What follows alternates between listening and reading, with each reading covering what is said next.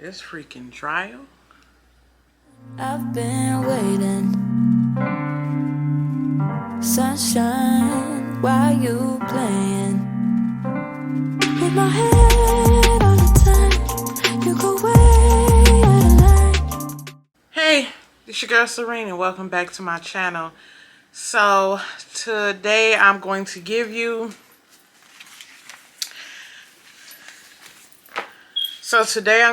be giving you the updates of what's been happening in the Kyle Rittenhouse versus Wisconsin trial.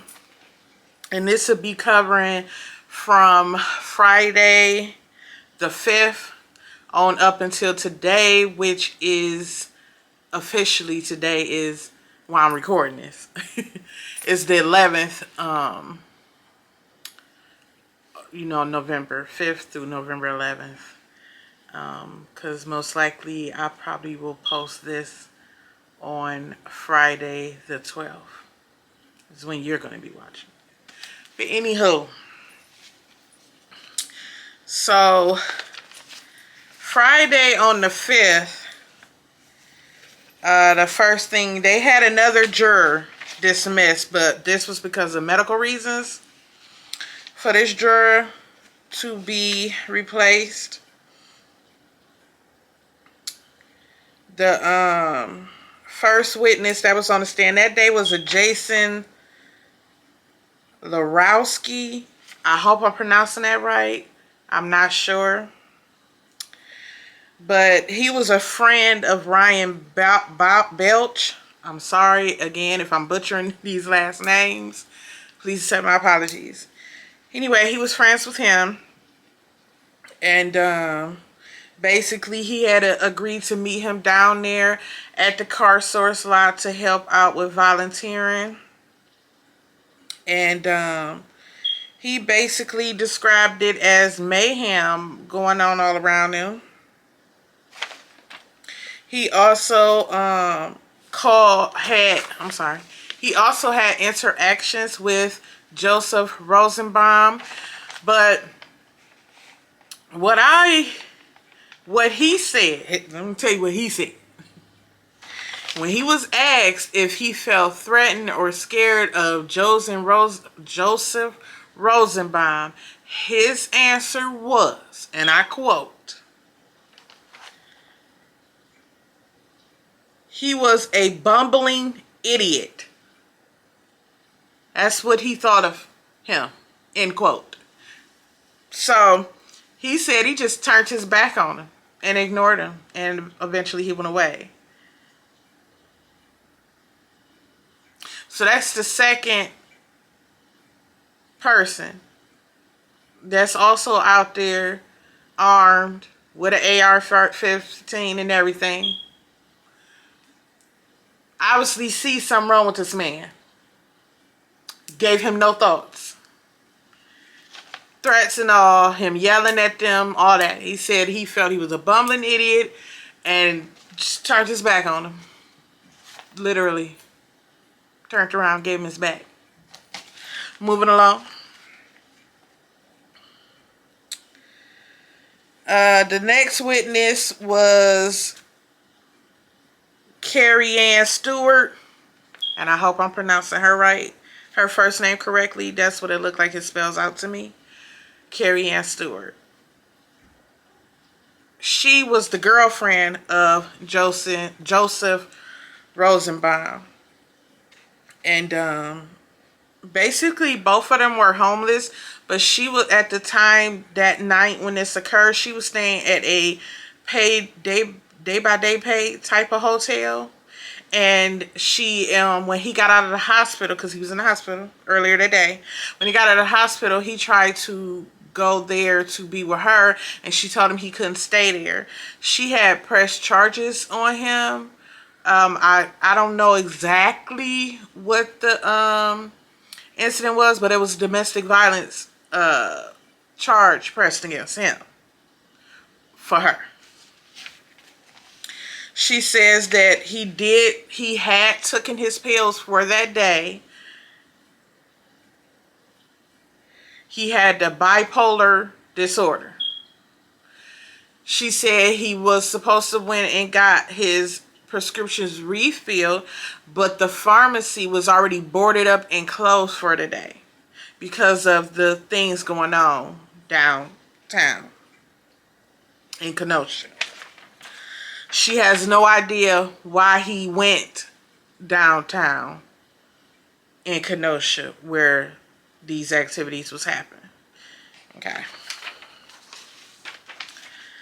The next people to testify was the owners of the car source lots that these people, let me say this too before I get back to the details on these are my thoughts, my words. The group was calling themselves the militia. That's what they was calling themselves. And then during the trial, they started calling themselves volunteer guards. Just want to point that out. But back to the testimony of these people. So, according to the owners, neither one of them is saying they asked anybody to guard their lots. The one that posed in the picture with a few of the guys, including Kyle Rittenhouse, he stated that the only reason he posed for that picture was because he liked it. He thought the guns they had were cool. So he posed for a picture with them. But according to him, none of them in their family ever asked any of them to guard their lot for them. Apparently, they had their workers, because none of the gentlemen that were guarding the lot work for them. They stated that them and their workers, the family and their workers, boarded up the place, took the cars off the lot that was there that they was working on, because one of the lots is like a repair shop where they repair cars. They took the people cars they had in their possession they was working on off the lot so they were safe. And they also removed the mechanic tools that was in the garage so those wouldn't be stolen, taken, damaged, whatever. They took all of that and boarded up their business as best as they could. Which, if you watch the video, they are boarded up. They're boarded up. The next witness after that would be Gage Grosskreutz. And again, I'm going to apologize if I am butchering the man's name. I apologize. Okay. Now, he is the one that was shot in the arm but survived. He did not die. He testified on the stand. First off, they asked him his background. Gage actually is a EMT. Apparently, he is deeply in the field of that. Not only is he an EMT, but he also went further and got his master's degree in all of it and everything. Like, he was a paramedic at one point in time. What else is that? Okay, I'll come back to it when I find it. But anyway, he was all of that. He stated in the beginning of his testimony, he stated that he did have a gun license for his gun that he had, because he did have a gun. I do not remember the make and model of the gun, but he had a gun. This is not the first protest okay. On a side note, bring this back again. I do not like calling it protest / riot, which is what they have been calling it throughout the trial. For the simple fact, the protest happened that morning of the next day after Jacob Blake was shot. The protest happened that morning. A organized, actual protest. It dispersed that afternoon. Now, what gathered there that night to me, was pure writer. It may have been a few people in that crowd because you hear them in the crowd trying to tell the people to stop, calm down. We need to stick together. This need to be a peaceful You can hear people saying stuff like that in the background of videos if you watch all the videos. I have. But for the most part, most of them people were there to riot. Let's be 100 on that part. Okay? You see that. So I do not like putting them together with actual regular people who know how to properly protest. So, yeah. That's why I'm going to choose to use the words rioters, because that's what they were doing at that point. The protest of the people who really were protesting and really there about the cause 100% without the mayhem of a riot, that had already happened and dispersed and was successful. That's how I feel about that. Moving along. So, he said he had been recording and following all the protests that had happened the year before that and all that year, the ones that happened that year also. So he had been following the protests in different cities, different states, and everything. He'd been following them and recording and being the EMT for people who needed medical services or help during the protests and all of that if they were hurt. He's been doing all of this.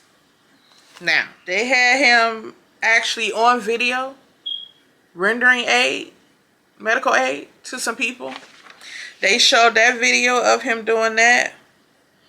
They asked him if he noticed Kyle Rittenhouse before their incident. He said he had noticed him. He had even recorded him on one of his recordings, because when he was not rendering medical aid, he was recording on his camera. So he said the reason Kyle stuck out to him is because he was screaming that he was an EMT, but he thought it was odd if he was an EMT that he had these gloves on that he was never removing. And any trained EMT would know you don't use one pair of gloves for everybody. You have to switch gloves. That's what caught his eye. But he said he said it really wasn't to the point where he just was focused on him. He just noticed that, noted it, and moved on. Pretty much. So, basically, he went through what he did with the prosecution. He went through what he at the time the shooting happened, he was recording. And you hear the shots in his recording. He doesn't move until he hears, "We need a medic." People are screaming, "We need a medic, we need a medic." Then you see him running with his camera. He's running now. He's running towards his way. And then you see Cal coming towards him, and people are saying, "Hey, he's the shooter. Stop him. He's the shooter." And then you see in the video where he says, "Did you shoot somebody?" I do not understand what Kyle said, but according to them, and according to Gage, he thought he said that somebody need help down there, but I didn't shoot anybody. But after re-watching the tape and the recording, they've come to the conclusion that he said he's turning himself into the police and he didn't shoot nobody. But it's argument back and forth about what was said. And honestly, I tried to watch that video a few times. I don't know what he said. So, anywho, at this point, he's walking behind Kyle, but he's not chasing him. He's still recording. You can see he's not chasing him. He's walking behind him. He's turning around saying who was shot. He's trying to figure out who was shot. He's still trying to get to whoever was shot to give them help. But it's a mob coming towards him as he's trying to go find out who got shot. He's seen this mob. They're coming past him. They're trying to chase Kyle down. It's a mob chasing him down. It is. At this point, they all feel he's an active shooter. He done just killed someone. They're trying to stop him. Anyway, as he turned around to go back towards Kyle, he has, you see the recording of one guy who, we still don't know what the object was, but they believe it may have been a rock that he threw and hit him in the back of the head. After a couple of steps, he ends up tripping. Kyle ends up tripping and falling to the ground, which is where another gentleman went to look. I don't know what he was trying to do, but it looked like some type of flying kick where he tried to kick him in his head and ended up going over him. Kyle shot at him but missed him. I'd just like to put that out there. If this young man do by any chance see this video, God was on your side, brother. We're gonna put that out there. Completely missed the man. Anywho, but he shot at him twice. He did. But missed him. At this point, I believe this is when Anthony Hubert comes in with his skateboard. And he does hit him at least 2 times, it seems, on his head with it from the video. And he shoots him 1 time in the chest. He goes down. He done. He goes down. And then at this point, Gage has caught up. He points the gun at him. He throws his hands up. And then when Cal I don't know what he's doing with the gun. According to Gage, he's re-racking it. Do not ask me to break that down. I am not a gun expert. He racking the gun. And this is when Gage realized, okay, he probably about to shoot me too and not gonna kill me. So he pulls his own gun out at this point. He says in his head he's trying to figure out the best way to calm the situation down and get him to stop shooting people. And that's what he was trying to do at this point. Now, I done thoroughly looked at the picture they repeatedly showed. The prosecution and the defense. Both. That gun is not pointed at Cal's head. Now the gun looked like he had the gun in his hand. He had it on the side. He had his leg going over like he was trying to step off to the side. His body was turning. And Kyle shot him in the arm. It's clear as day to me. It's not a mistaken point to me at all. For that. So, on cross-examination for Gage, the defense brought out and revealed he is suing the Kenosha Police Department for $10 million.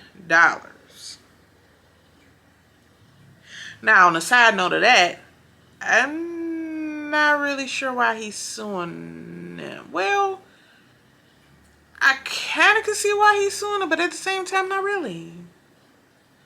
But anyway, if he was gonna sue somebody, anywho, that's what he's doing. That came out on cross-examination. They also was questioning him about basically if he didn't admit that he had his gun pointed directly at Kyle's head, that would affect his lawsuit. And he told him, I really wouldn't know how that would affect my lawsuit. Me and my lawyer no.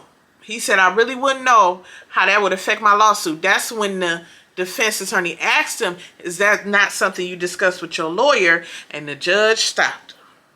He said, you can't question him about what he talked to his lawyer about. He also, the defense attorney also got Gage to admit his gun was pointed at Kyle's head. I don't know why he admitted that, because it clearly wasn't in the picture. So I don't know why he said it. I don't know if he was confused about what he said or what the deal was. He also questioned him about his roommate. Apparently his roommate posted a picture on Facebook of the day he went to visit Gage in the hospital. And the statement that was posted with the picture on Facebook was, the only thing Gage was mad about was not blowing the kid head off. That's what it said. And end quote. And Gage denied ever saying that to his roommate at all. And we're gonna come back to that because the roommate do end up testifying. Moving on. The next witness after him was Heather Williams. She works for the state crime laboratory in Wisconsin, and she an expert in tool marks. And basically she just gave, like the forensic expert testimony about, what gun was used for the shooting. But we all know Cal shot. He ain't denying he ain't shooting nobody. So, moving along. After her, the next witness was, a lead detective was the next witness after that. One of the things I was shocked about with him was basically they tried to get Anthony Hubert skateboard put into evidence, but they said the girlfriend would not give it to them. Shh. I didn't know you could deny evidence like that. But okay. They also did not have Gage's gun that he had at the time of the incident. He reported it stolen. Apparently it got stolen. My guess is, number one, I believe it got stolen because the arm that was shot, that Kyle shot, had the gun in it. So of course, your arm is dang near almost blown off. You release whatever in the hand. That means it fell to the ground while he was out there. Ain't no telling who grabbed that. Period. So, yeah, that was never recovered, the gun. So, he testified to all of that. He also testified to the fact that they had video showing that Kyle, at the time he was running down the street with the fire extinguisher in his hand, right before he ended up having an encounter with Rosenbaum and killing him, he's set down the fire extinguisher in his hand, raised his gun up, and pointed it at Rosenbaum and another guy that was standing there. I believe his name was Zimmerman. Him and his sister.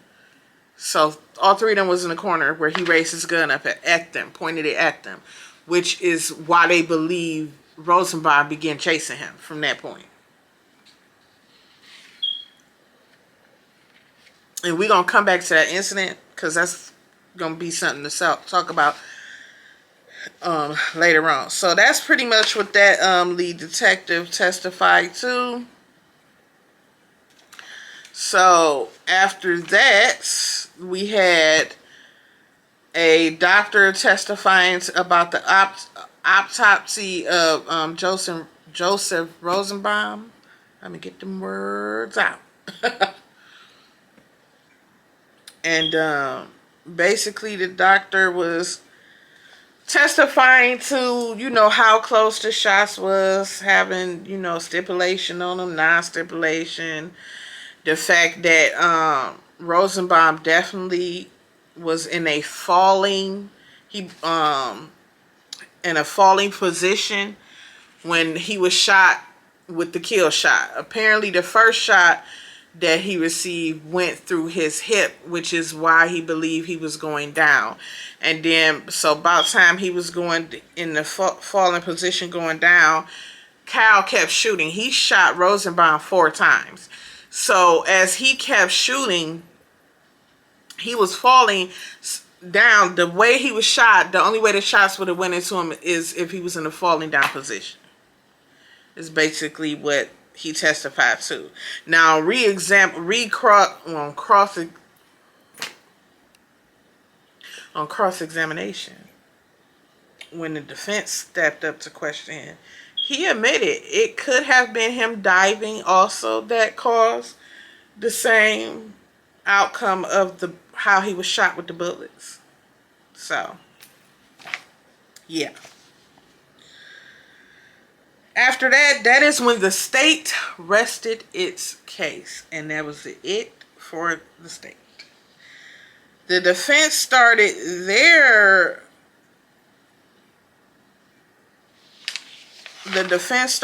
case with a Nathan he was a photographer from the Associated Press, and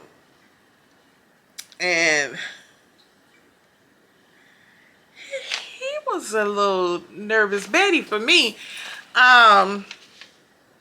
Basically for him, yeah, so basically he reported what he saw as far as the shooting.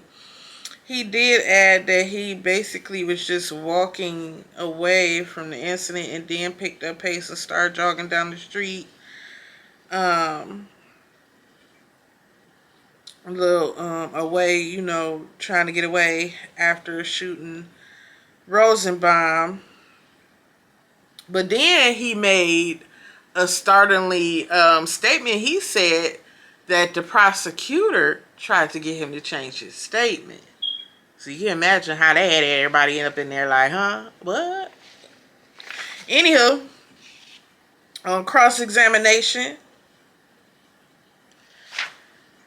he admitted they never asked him to rewrite it. They never asked him to re-record anything. They never said the word change anything. They only kept asking him, was there anything he wanted to add to what he had already given them? That's all they kept asking him. And he took that, and these are his words, as he was trying to get him to change his statement. He also admitted on cross-examination that he does have anxiety, and when he get nervous in situations, he may feel or think a certain way that something's happening to him that's really not happening to him. He admitted all that on cross-examination. So they killed that whole he tried to get me to change my statement theory. I think the jury probably thinking like me. You could tell he was a nervous little being there. He was nervous. No. He did also state that he didn't care whether or not Kyle was found guilty or not guilty. He's strictly telling you what he saw, and that's it. The next person to protest after the little nervous Timmy there. That's why I'm gonna call him Nervous Timmy. Anywho, a lady named Joanne testified. Now, she apparently was also part of the volunteer guards / militia. She was part of that group with them. She testified to being there to witness the threats that Rosenbaum made towards a few of them. Not just Kyle, apparently. Apparently, she was there. The court on TV. Bleep, bleep on what she was saying. So, I can't tell you the exact threat. But what I can say, in a nicer version, it boiled down to him killing them. His threats. But once again, the adults that was there ignored him. Did not take him serious. Every last one of them said they did not take him seriously. Not one person on there said they took his threat serious at all. Not one of them. The adults. So, she said she was shocked at the vulgarity of basically how he wanted to kill them, he told them. And she was there to witness that. She also stated that her and Kyle tried to, that they were putting out fires around them. She told them that her and Kyle put the fire out at this church, and they did this together, and that she had watched him help a couple of people, even though she couldn't remember what he did to help them, but she saw him help a couple of people. Now, on cross-examination, the prosecution had her admit they didn't put out the fire at the church. Some of the protesters did. Some rioters tried to light the fire for the church, but some people that were trying to be protesters, they are the ones that put it out before her and Kyle even got there. So that was a lie. They didn't put out a fire. After that, the judge made an announcement that he was dropping the 7th count for curfew violation. So he's only being charged with 6 counts from that point forward. And so the next person to testify for the defense is a Nicholas Smith. Now, Nicholas Smith,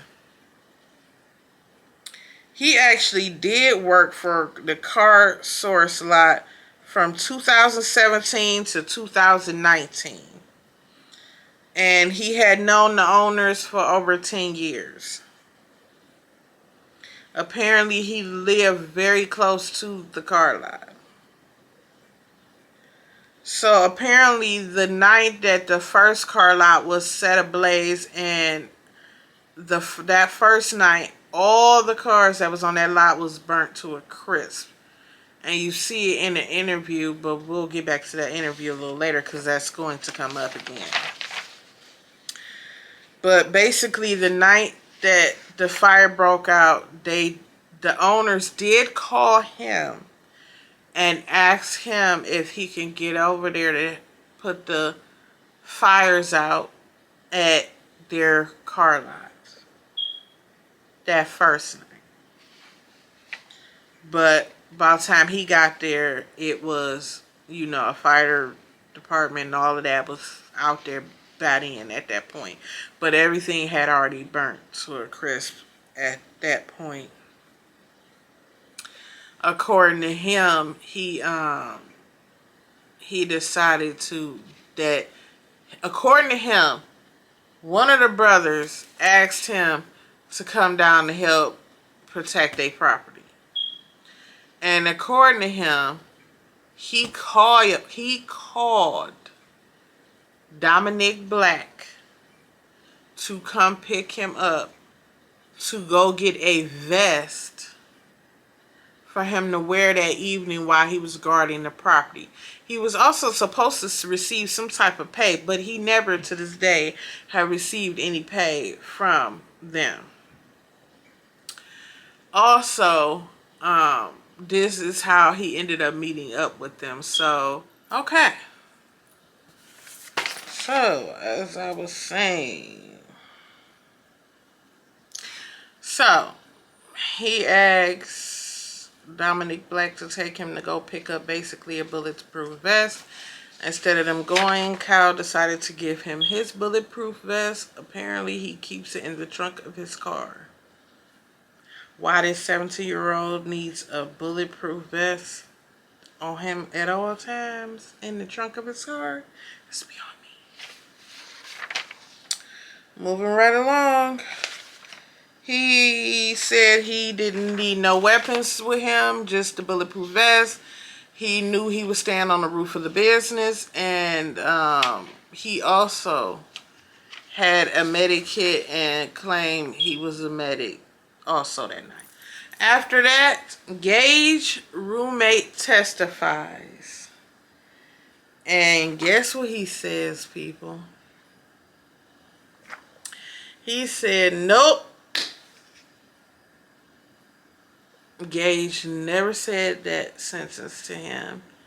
He also goes into state that he made it up to because he wanted to defend his friend, which is Mr. Gage. I can't pronounce that last name. Apparently he was, I guess he got backlash for some reason on social media, and he was saying he was basically tired of seeing people picking on his friend, and that's why he made it up and put what he put on there. Don't make sense to me, but maybe it does to everybody else. The defense also called the guy that owned the car lot back to the stand also, and basically he was trying to get him to acknowledge and admit that he gave the man permission to be on the car lot, and he said no, he didn't ask him to. He stuck to that story and he never changed it. So after Kyle Rittenhouse takes the stand on his own behalf, and basically, before I get into what he, some of the points in his testimony, I'm going to say this. I feel that Kyle Rittenhouse was completely, utterly, 100% out of his lane, which we going to call the kid lane. See, you got a kid lane, you got an adult lane. And Kyle switched on over here into adult lane instead of staying in kid lane. And let me break that down for that. The reason I say that is because throughout his entire testimony, I am a mother. I'm a mother to a son. And I think any mother that was watching him testify can understand what I'm about to say. And what I'm about to say is, he looked like a child that needed chastising for doing something he ain't had no business doing. He looked like a regular smart-mouthed, think they know everything teenager that done got caught up in some stuff because he didn't listen to his mother. That's what Kyle looked like while he was testifying. And his response that he gave his lawyers and even the prosecution on cross-examination, some of them were so, I guess it ain't another word I could use for it, immature. They were immature. It showed his age 100%. And this goes back to what I have always felt about this case. He brung what happened to him out there on himself. He had no business out there, number one. But I know I'm going to say that's number two. I'm going to say number one is he should have never had access to the weapon he had. There's no reason that boy should have had access to an AR-15. No. I think we definitely need to change our gun laws when it comes to high power rifles such as machine guns, and the AR-15 is like one of the top ones that need to be considered. That if you ain't in somebody's war battle, in somebody's military fighting for your country, you should not be allowed to own or have any of them. I'm not even really bothered by military. Like, for instance, the two gentlemen, Balch and his friend Ryan, it didn't even bother me that they had them. Both of them were in the military. Both of these men also did not find Joseph Rosenbaum threatening at all. And both of them had been threatened by him, just like Cal. Period. If you watch my first video, Belch told you that he told him and Kyle, if I catch y'all by yourselves, I'm going to kill you. Belch still didn't take him serious. But that's because they had the minds of adults that can decipher, okay, I might need to stay on alert over here. Or, okay, they just all talking a bunch of BS. On top of the fact, the man had no weapon. He had no weapon. He had no gun. He had no knife. And the thing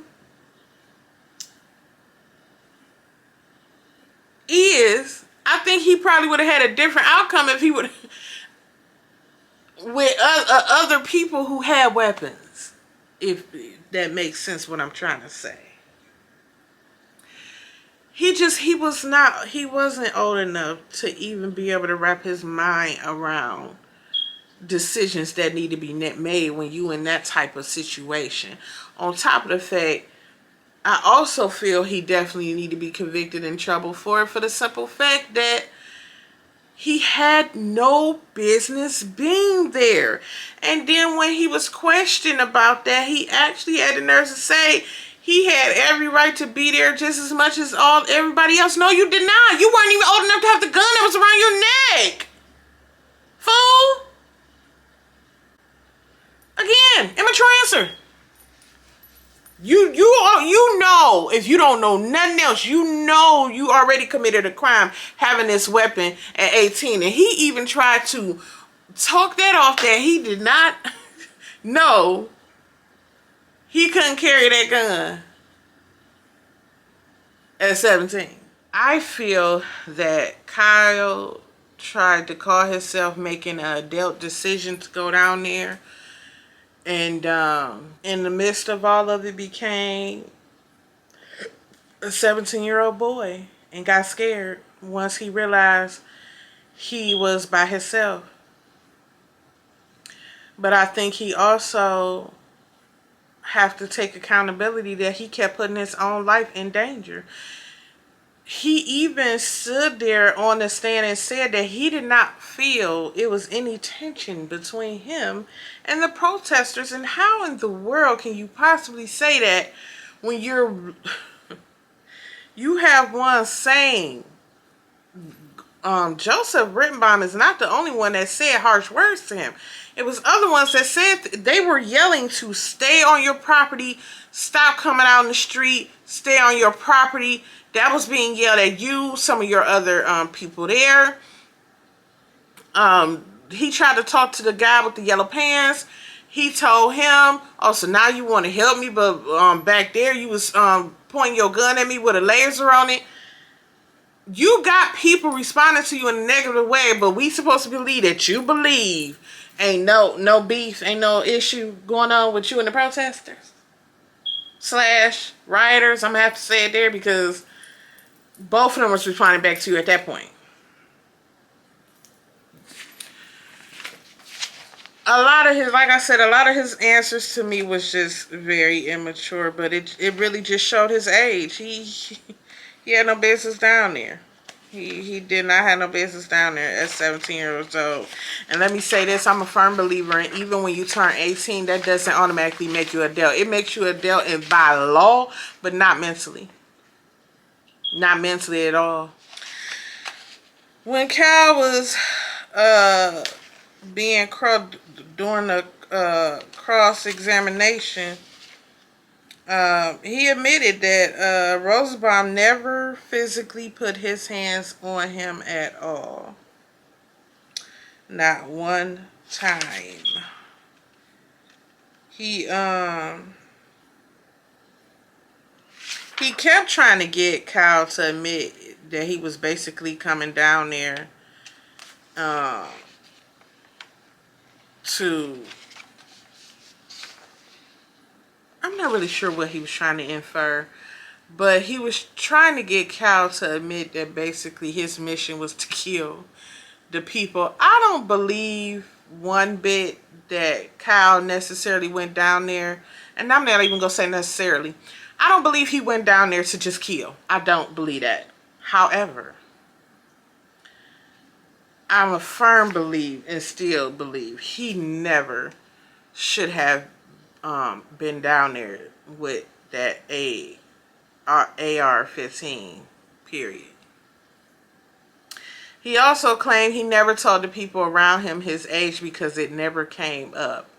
So that's why he never told anyone his age, even though he was also telling all of them that he was an EMT. All of them really believed he was an EMT, and all of them really believed he was like 19 years old.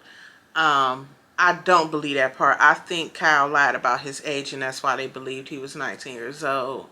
The same way he lied about being an EMT.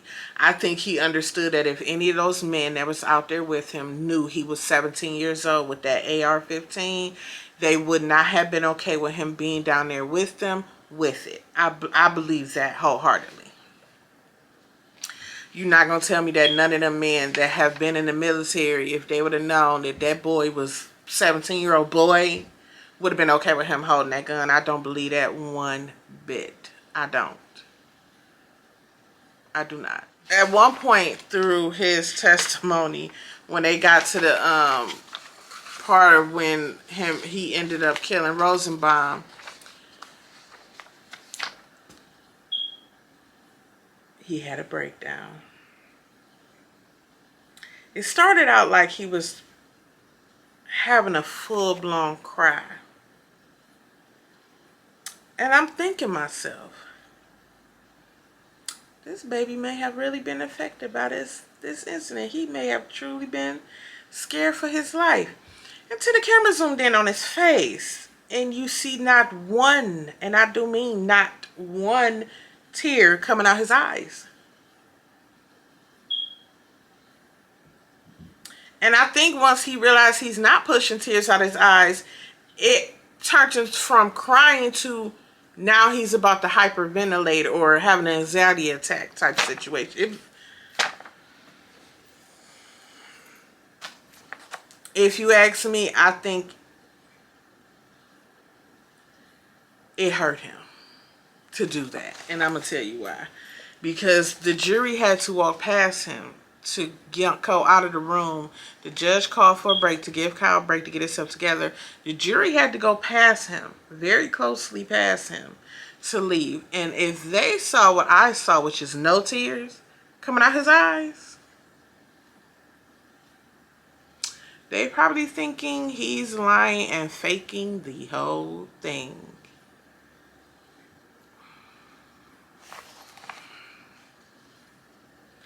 I do not understand why Kyle's defense team put him on the stand to testify. I didn't really think they had no reason to. I think they was actually getting their point and strategy of Kyle defending himself and how afraid he was. I think they pretty much had a good deal of getting that across without Kyle taking a stand. I think Kyle taking a stand in his own self-defense was a mistake. I think it's going to hurt him more so than help him. The whole breakdown on the stand was completely fake looking. And then on top of it, like I said, when the camera zoomed in, you realize there's no tears, bone dry face. So that makes it even worse because, like I said, the jury had to walk past him to leave out. And the reporter said the jurors looked over at him on their way out the door. So that means they saw your dry face.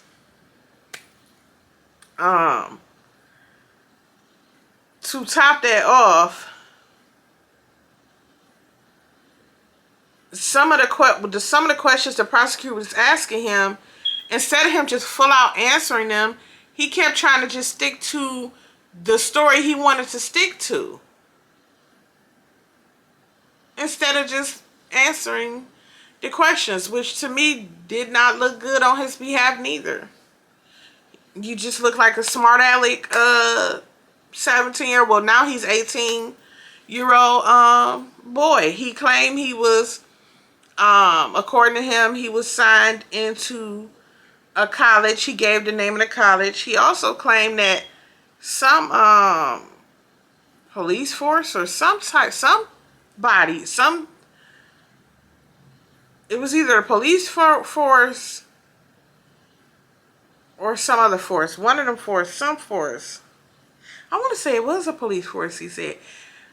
But it might not have been. It might have been some other type of force. I forgot the name of it. Anyway, he claimed someone gave him that bulletproof vest for himself, because he asked him why did he purchase it and why did he feel he needed one. He claimed it was given to him. And yeah. The reason I brought that up is because, okay, I'm going to tell you that in a little bit. So today, basically, they had a use of force expert, John Black, on the stand, and he basically just let us know that all the shooting from the shooting from Rosenbaum on down to Anthony Hubert and Gage all happened in 5.38 seconds. So everything happened within seconds is basically what, and he broke it down from frame to frame to show you. They also had a police officer that was an AR-15 expert come on to basically explain that. I think they was trying to dispute he was racking the gun claim from Gage. And then the last person they had was Drew Hernandez, and he basically yeah, I don't know what to call him. He claimed he's a professional commentator, but he actually just started the job. He wasn't working his job beforehand. He just had his own independent page. He also made it very clear that he was for Kyle. And to me, if you ask me, he made it very clear that he don't care for Antifa or the Black Lives Matter movement. He made that very clear on the stand. So, yeah, basically he had recorded from quite a distance. You can't even really see the shooting all like that on his video. But anyway, he claimed, he recorded the footage of the shooting of Joseph Rosenbaum. And they pretty much played that. And according to him, even though he was too far away to even see through his own video camera, he claimed that Rosenbaum was diving at Kyle. Moving along, after him, the defense rests their case after that. Now, after that, that's when they had like a debate slash just questioning of a criminal lab technician who blew up the photos showing Kyle calmly sitting down the fire extinguisher and raising his gun at Mr. Zimmerman and his sister, and Rosenbaum blown up so everyone can see it. Picture frame and video. And basically the judge got a little frustrated on that for the simple fact he did not understand how the whole pixel thing worked. And I'm not even about to rehash that argument to even tell you about it. Y'all gonna have to go look at that one yourself, because that was just... Anywho. Now, my personal thoughts. So, at one point, the judge got very mad at the prosecution because the prosecution, which I agree they were wrong, tried to bring in the video. They tried to question Kyle about the video they had of him with his friend on a car, stating he wished he had his AR-15 with him because he would have shot who he believed was shoplifters. The judge had already ruled that he was not allowing that into court. And yeah, he blew up. Because the attorney also tried to question why he was silent up until he testified in court. And we all, as we all know, have the right to remain silent. That's everybody right in America, in this country. So he got mad. I understand the judge getting mad, but the way he got mad, to me, was very unprofessional on his part. But again, this goes back to, like I said in the first video, that judge already had a bias towards that prosecutor, already had a dislike towards that prosecutor. It showed, and it showed even harder at this point when he's yelling. He was yelling at him. He wasn't even allowing him to get his sentences out to explain why he did the things he did. It got to the point where he literally had to say, can you please allow me to say my statement without the interruption code so it can be on record. This judge has a habit of just cutting this prosecutor off. Even when he's not mad at him, he cuts him off. He cuts him off in the middle of testimony when he's questioning and someone's testifying. He has done this multiple times. Sometimes just to ask, how is everybody feeling about the temperature in the room? I just don't find this should be okay for a judge to do. And it's funny to me because he never seems to have to, he never interrupts the defense at all. I feel as though this judge should have been excused at the beginning of this trial because he has been biased against this prosecutor since the beginning of it. He really has. Even today, before someone was coming to be defense, he wanted to honor someone for Veterans Day. Yes, all the veterans should definitely be honored, but you were in the middle of a serious case. That couldn't happen after you were done and you guys was about to leave for the day. I don't understand why that couldn't happen then. But like I said, this judge is, I don't know what to call him. He's peculiar. Yeah, we'll go with that, peculiar. Anywho, that's pretty much takes us through that with the update to today with the Kyle Rittenhouse versus Wisconsin trial. I'm thinking that since, according to the prosecution, they may have 2 witnesses come to testify because apparently he is not signed in at the school that he stated he was signed in at, Kyle.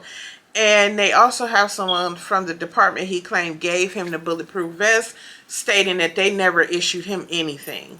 So I don't know if that's going to happen or not.